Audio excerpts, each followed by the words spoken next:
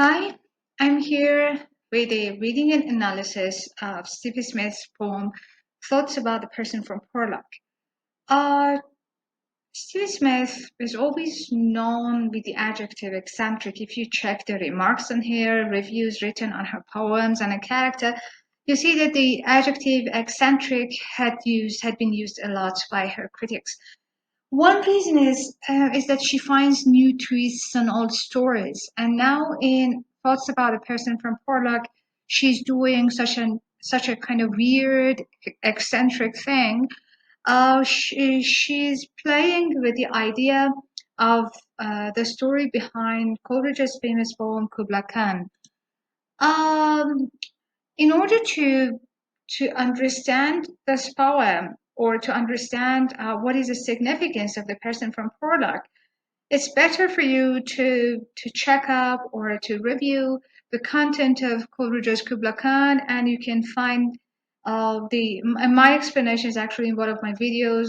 That its link would appear here for you. So, to put it in a nutshell, Coleridge uh, was always sick. And well, he used some painkillers, but at the time they couldn't use painkillers such as acetaminophen or an Advil or something. He was forced to use alcohol and opium. And in the occasion of writing this poem, he had actually drunk something, which was a mixture of alcohol and opium. It was kind of opium dissolved in alcohol. So he was reading something about Kublai Khan, who was a Mongol king actually, and then he fell asleep.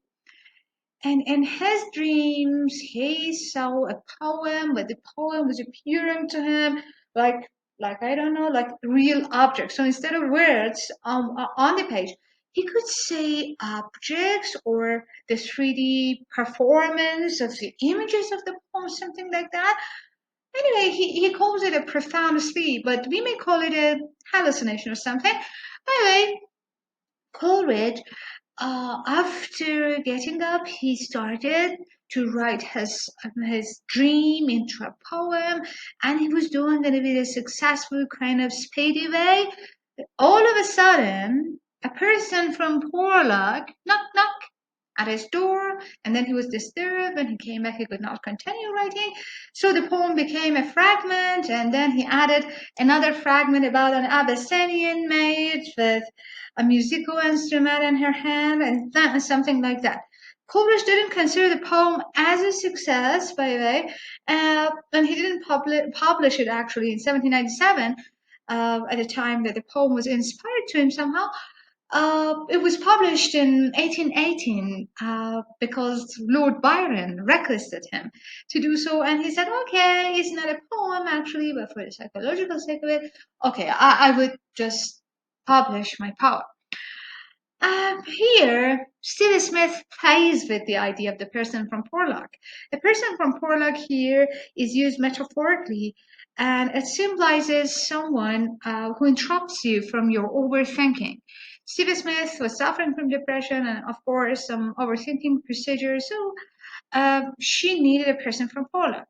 But beforehand, she rules upon the idea of Coleridge's poem. Coleridge received the person from Porlock and ever after called him a curse. Then why had it hard to let him in?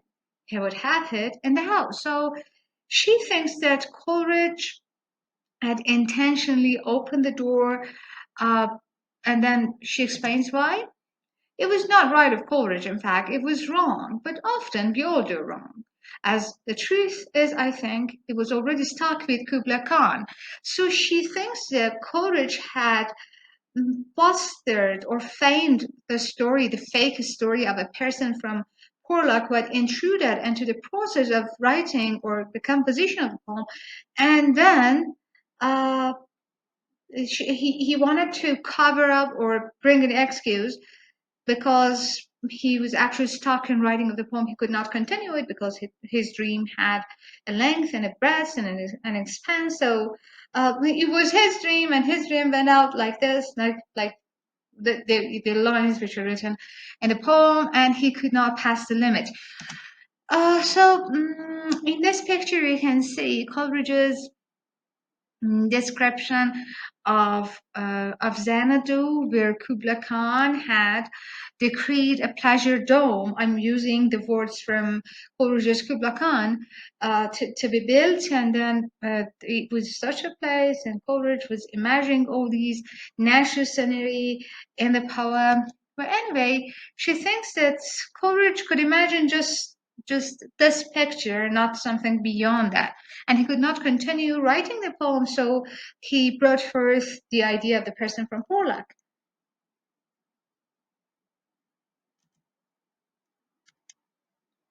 He was weeping and wailing. She's imagining Coleridge in that mood.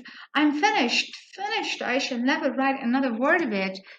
When long came the person from Porlock and takes the blame for it. So there was a real person from Porlock, but he had not interrupted the process of writing the poem. Actually, he was there, and Coleridge used him as an excuse. And he just touched his door, knocked at his door, and he opened it. But she thinks that Coleridge is innocent somehow because he's like us. All of us do such things. All of us bring such excuses. We do such acts of projection, if you want to use a Freudian term, to put the blame on something or someone else. It was not right. It was wrong. But often we all do wrong. May we inquire the name of the person from Porlock?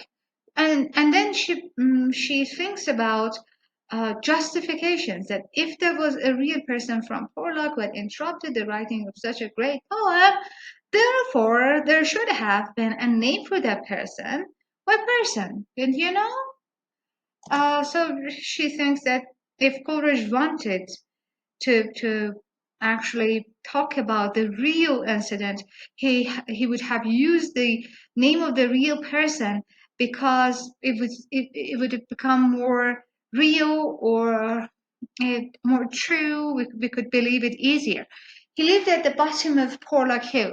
Now Stevie Smith tries to imagine the person from Porlock, the thing that Coleridge had never done.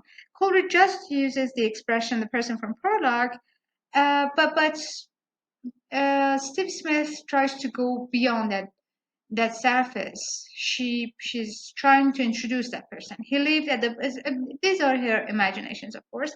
He lived at the bottom of Porlock Hill. Porlock Hill is here, so had a long way to go.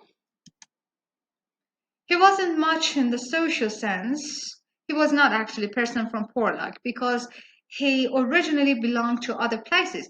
Though his grandmother was a warlock, one of the Rutlandshire here, ones I fancy, and nothing to do with Porlock. So he's not even actually a person from Porlock. And she goes into details to a degree that she also names the cat of the person from Porlock. So he's a real man with a cat. And he lived at the bottom of the hill, as I said, and had a cat named Flo. She repeats the line for the sake of uh, its significance, for the sake of emphasis, that I know that this person from Porlock, if he existed, there would have been such details about his living condition. I long for a person from Porlock to bring my thoughts to an end. Coleridge had used the person from Porlock as an excuse, but Stevie Smith is now talking about herself, that I really need someone like him to have such an excuse, to say goodbye to life for a while, to forget my thoughts for a little time. I'm becoming impatient to see him. I think of him as a friend. So I don't look at him or get him as an excuse, but I will welcome this person. If a person will interrupt my thought flow, let's say flow, so she needs someone to stop this. Often I look out the window. Often I run to the gate. I think He will come this evening. I think it is rather late. So she's waiting and waiting and waiting for a person to stop all her overthinkings, all her negative thoughts. I'm hungry to be interrupted forever and ever. Amen. Person from Porlock, come quickly and bring my thoughts to an end. So she desires such a thing and she's waiting for someone to stop it. I felicitate means I congratulate the people who have a person from Porlock, someone who can interrupt their non-stop kind of ways of thinking to break up everything and throw it away, because then there will be nothing to keep them and they need not stay. So when there is someone would take you out of this condition, or you can forget, you can throw away your beloved ones, your lost ones, or your lost things, your ideas, everything. You can do away with them if you have a person from Porlock. Why do they grumble so much? Why people grumble so much? It comes like a benison, like a blessing. They should be glad he has not forgotten them. They might have had to go on. So if you have a person from Porlock, it means that you have a friend, and that friend would put a stop on your loneliness. So you should consider this as a blessing, not as something to grumble about. uh, and the final part of the poem, she talks about depression. These thoughts are depressing. I know they are depressing. I wish I was more cheerful. It is more pleasant also. It is a duty. We should smile as well as submitting to the purpose of one above, who is experimenting with various mixtures of human character, which goes best. All is interesting for him. It is exciting, but not for us. Now, she wishes to be more happy, but she's not, and she thinks that this depressed condition or mood is something God given. The one above, instead of naming God, she uses this expression, uh, is just playing with us. He's mixing different moods, so we are of different characters. But she thinks that it is interesting to him, it's exciting to him, but not to us. We're actually experimented on. He's the one who is doing something in a lab, for example, and we are his subjects. So like the mice in a lab, and he's playing and he just experiments with different forms of characterization, and we're his victims. Actually, these three lines show the religious skepticism which was prevalent or highlighted in the among the poets and in the poems written in the 40s.